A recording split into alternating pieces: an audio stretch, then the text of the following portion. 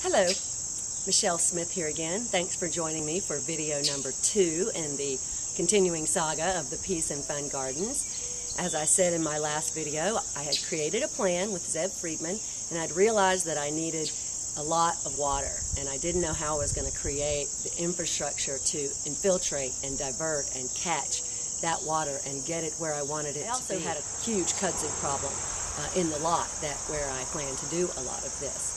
So around that time, I went to Asheville Green Drinks to hear Sherry Ingram speak. Sherry Ingram is a professional geologist. She has a geological consulting firm called Waterlinks, LLC. And Sherry was there talking about solutions. I love solutions. And she was talking about solutions to the challenges we're experiencing here in western North Carolina to our water. We have some very severe ones, challenges like our wells and our springs are drying up because our groundwater levels are diminishing. Our aquifers are not being recharged effectively enough to feed the streams and the forest on which we depend here for our life and our economic livelihood.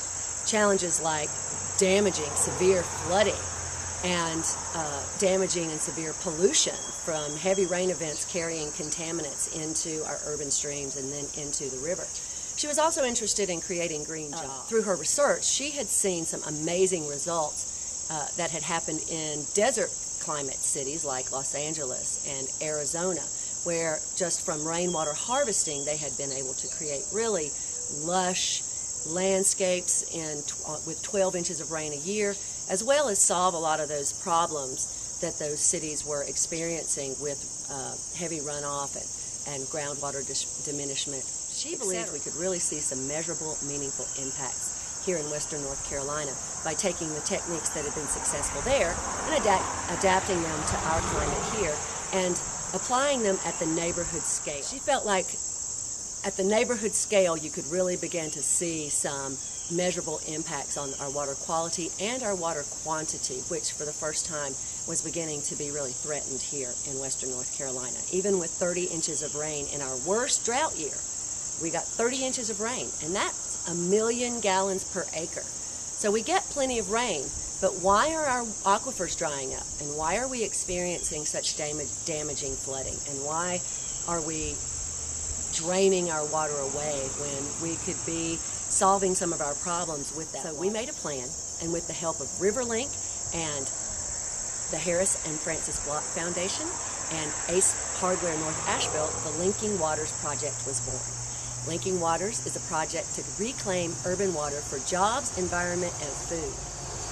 Zeb and Sherry designed the first demonstration site here at the Peace and Fun Gardens, and the first demonstration site focused on techniques that anyone can do with tools no more complex than a hallmark of the Linking Waters project has been collaboration. We've collaborated with RiverLink, of course, Transition Asheville, Asheville Green Opportunities, and of course we've also collaborated with some for-profit companies, Waterlinks LLC, Living Systems Design, and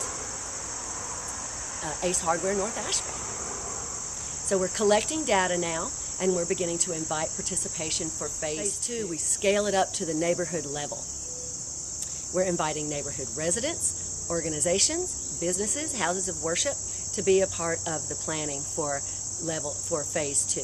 We're also inviting the other stakeholders who are decision makers about our water, people like the city, the Municipal Water Authority, the North Carolina Department of Natural Resources, organizations involved with urban agriculture, food sovereignty, food security, green jobs, economic development, community building, and justice. We feel like this is a whole system solution for a number of problems by applying just some simple shifts in our perception of how we treat rainwater as a resource and a gift and a treasure instead of as a nuisance that we drain away as aggressively as possible. So for more about the Linking Waters Project, you can go to www.linkingwaters.wordpress.com. Also RiverLink's blog, which is www.theriverwhisperer.com. .blogspot.com. Linking Waters project represented huge progress on the Peace and Fun Gardens plan. It really started, I was able to begin developing the infrastructure that I was going to need with the help of many neighbors. Great friendships were developed, great connections were made. So it was all around a great success. But I still had a big kudzu problem. So to find out how I dealt with that, join me on video 3. Thanks so much. See you then.